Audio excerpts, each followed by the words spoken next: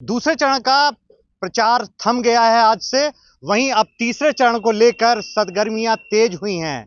जिस तरह से चुनाव प्रचार जहां जहां तीसरे चरण में होना है, वो अपने आप में वहां गर्माहट होती जा रही है।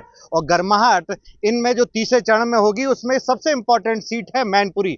मैनपुरी सीट जिसको समाजवादी पार्टी अपना दुर्ग मानती है और उस दुर्ग को बचाने को लेकर लड़ाई है। वहीं भारतीय जनता पार्टी इस बार इस दुर्ग को ढहाने के लिए कोई कसर नहीं छोड़ रही।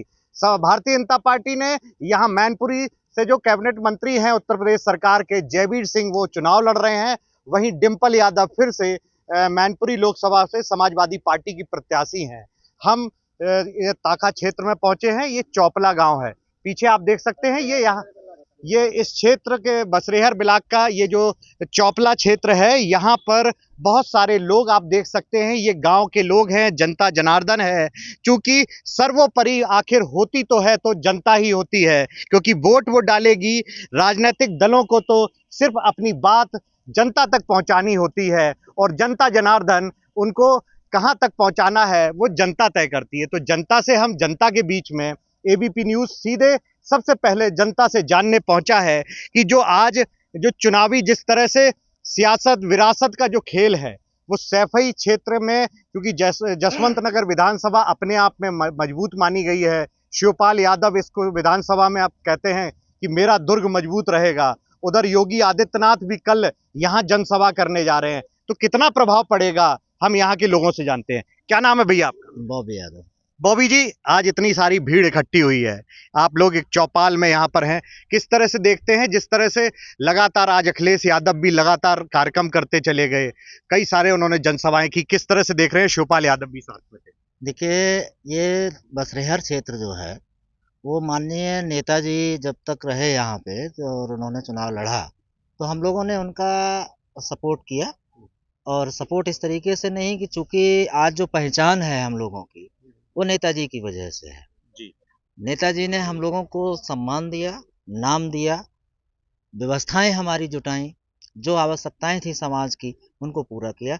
इसलिए हम लोग सभी जो लोग हैं वो एक तरफा समाजवादी पार्टी के साथ है। भारतीय जनता पार्टी कह रही है कि उनकी सरकार ने काम किया है, उस काम की बदौलत वोट मांग रहे हैं।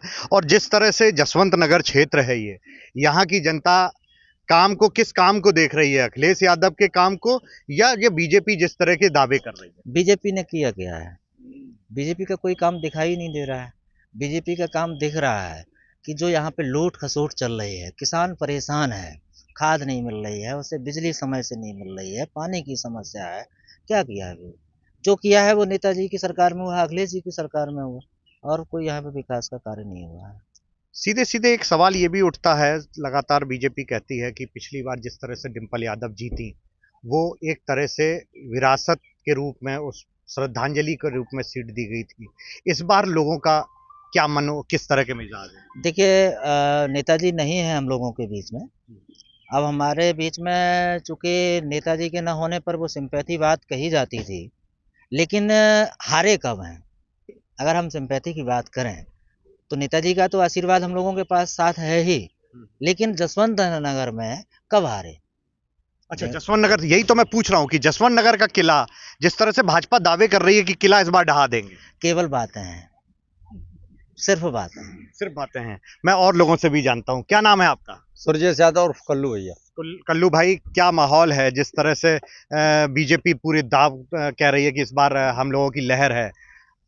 देखिए, भारतीय जनता पार्टी जो कह रही है वो तो पुरानी उसकी आदत है झूठ बोलने की, कि ये किला ढाएंगे वो किला ढाएंगे। सही बात तो ये है कि भारतीय जनता पार्टी पूरी तरह से बेनकाब हो चुकी है। मैनपुरी लोकसभा न कभी कोई जीतेगी दूसरी पार्टी, जब भी कोई जीतेगा तो मैनपुरी माननीय नेताजी के परिवार से ही लोग यहाँ जीतेंगे। और नहीं, ऐसा क्यों परिवार से जीतेंगे? बीजेपी के मुख्य डिप्टी सीएम भी आके कहते हैं कि जो कुछ भी ये टिकट दिए जा रहे हैं सब परिवार परिवार को दिए जा रहे हैं। आप लोग यादव क्षेत्र में, यादव बेल्ट है, ये किस तरह से ये मतलब सिर्फ उसी परिवार को दिया जाता है? सीधे सीधे आरोप है। उसके बहुत महत्वपूर्ण कारण हैं। यहाँ आज जो कुछ भी है, चाहे वो रोड हो, पुल हो, नहरें हो, किसी तरह का विकास हो, ऐसे समझ लीजिए कि सैफई पीजीआई एक बहुत बड़ी उपलब्धि नेताजी की वजह से है। इसलिए इतनी बड़ी उपलब्धियां हैं कि अगर गिनाने नेताजी के लिए कहा गया कि श्रद्धांजलि बोर्ड दे के डिंपल यादव को पिछली बार जिता दिया गया था। अरे ऐसी बात क्या है, नेताजी, ये बात सही है सिंपैथी, लेकिन अब की बार जो राष्ट्रीय अध्यक्ष माननीय अखिलेश यादव इस देश को, संविधान को बचाने के लिए कदम उठा रहे हैं, वो हमारे लिए ऐसा नहीं कि समाजवादी पार्टी, हम तो ये चाह रहे हैं कोई ऐसी दमदार पार्टी मिले हमें, और वो माननीय नेताजी का दमदार पार्टी मिलती है तो फिर एक ऑप्शन मिलेगा। बिल्कुल, क्योंकि आज जन जन जान चुका है कि भारतीय जनता पार्टी झूठ का व्यापार करती है, मीठा मीठा कहती है, मुंह मिठाई नहीं डालती। मिठाई नहीं डालती। आप बताएं, आप तो राजनीति करते हैं, प्रधान भी हैं और क्षेत्र में मौजूद व्यक्ति हैं, किस तरह से देखते हैं जिस तरह लोग कहते हैं कि साहब समाजवादी पार्टी डायरेक्ट, जो शिवपाल यादव है, प्रधानों के टच में रहते हैं और वो बड़ी तेजी से कैंपेनिंग करते हैं, किला कैसे बीजेपी तोड़ पाएगी ये जो शिवपाल यादव का जो एरिया है? ये बीजेपी के सपने हैं, वो 7 मई तक देख ले, उसके बाद जब 4 जून को परिणाम आएंगे तो वो एक तरफा समाजवादी पार्टी के पक्ष में आएंगे। और ये जो लोग बात करते हैं परिवारवाद की, मैं कहना चाहता हूं कि सैफई से निकलकर आदरणीय हमारे स्वर्गीय नेताजी ने यहाँ से लेकर पूरे प्रदेश और देश में जो नाम किया है, उसकी पहचान हम लोगों को दी है। तो आज हम लोग ये परिवार की बात, तो परिवार के जो लोग, अगर हम लोग जिम्मेदार समझते हैं, मजबूत प्रत्याशी हैं हम लोगों के बीच में, तो हम उनको जिताने का काम करेंगे। और नेताजी के परिवार से, जहां भाई आप बताइए, यहाँ तो केवल इटावा जिले की बात हो गई, आजमगढ़ में तो नहीं, लेकिन लोगों को हम नेताजी के परिवार से इतना लगाव है, इतनी आत्मीयता है कि हमेशा लोग नेताजी के परिवार के साथ साथ जिस तरह से मतलब बीजेपी ये कह रही है कि नहीं हमने पूरी तैयारी कर ली है, योगी आदित्यनाथ भी कार्यक्रम करने आ रहे हैं कल, और जिस तरह से बीजेपी पूरी तरह कैंपेनिंग कर रही है, तो वो क्या क्या लगता है, चूंकि आप लोग जमीन से जुड़े हुए लोग? देखिए, पिछले उपचुनाव में बीजेपी के लगभग जितने भी कैबिनेट मिनिस्टर थे, केंद्रीय मंत्री थे और मुख्यमंत्री जी से लेकर सारे लोग लगे हुए थे, उसका कहीं कोई 1% प्रभाव नहीं पड़ा। और मैं समझता हूं कि बार इस चुनाव में एक तरफा पब्लिक ने मन बना लिया है कि इनकी झूठी बेकार मन बना लिया है। आप वृद्ध हैं, कितने बार वोट डाल चुके हैं अभी तक? हमको सारी जिंदगी हुई, सारी जिंदगी हो गई है।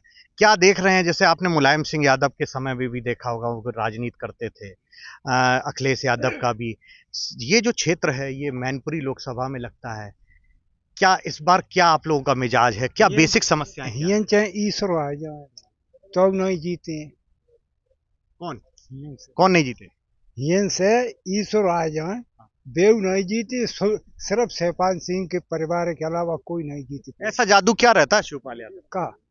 किस तरह का जादू रहता है जो यहाँ लोग एक ही सुर में एक ही चीज बोले जा रहे हैं? एक ही स्वर बोले सब, एक ही से स्वर बोले सब, चाहे छोटो हो चाहे बड़ो चाहे हो, छोटा हो या बड़ा हो। मैं और लोगों के साथ भी चलता हूँ, आप भी प्रधान हैं, क्योंकि प्रधानों को लेकर जो कहा जाता है, शिवपाल यादव के सारे लोग टच में रहते हैं, वो डायरेक्ट लोगों से बात करते हैं, और बीजेपी पूरी ताकत लगा रही है। सैंपई परिवार हमारा सम्मानीय है, नेताजी के जमाने से और अभी भी है। सैंपई परिवार से जो भी चुनाव में आएगा हम लोग उनके साथ हैं, हमेशा एक तरफा चुनाव हमारे यहाँ है। अच्छा, हाँ, आप बताएं, आप भी प्रधान हैं, किस तरह से क्या हवा है इस बार? हमारा समाजवादी पार्टी। मुद्दे क्या हैं? अच्छा, ये तो पार्टियों की बात हो गई, मुद्दों की बताइए। इस क्षेत्र का बेसिक मुद्दा क्या है? क्या यहाँ का किसान खुश है पूरी तरह? नहीं, खुश नहीं है, किसान परेशान है, गाय सब खेत चले जा रही, बिजली पानी मिल नहीं रहो, सब परेशान है सब लोग।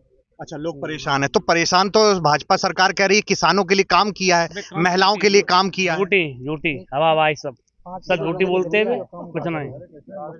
आप बताओ भैया, किस तरह से देखते हैं इस बार? मैं सैफई परिवार की तरफ से बहुत बहुत बधाई राष्ट्रीय।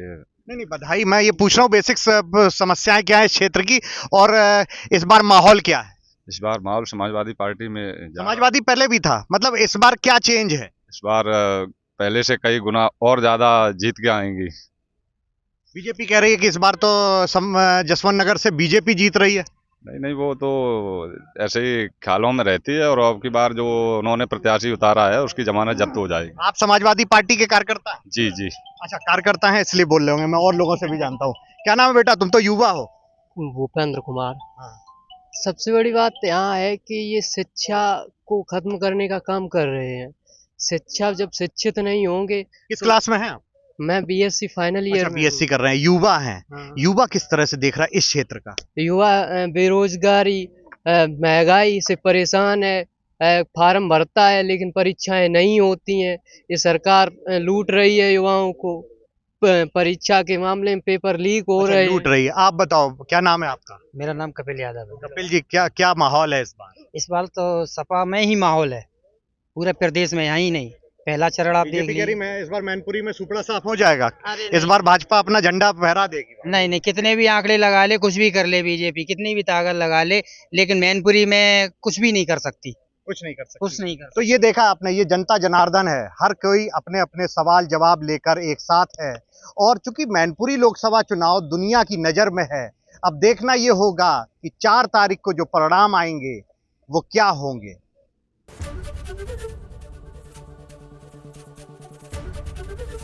एबीपी गंगा, खबर आपकी, जुबान आपकी।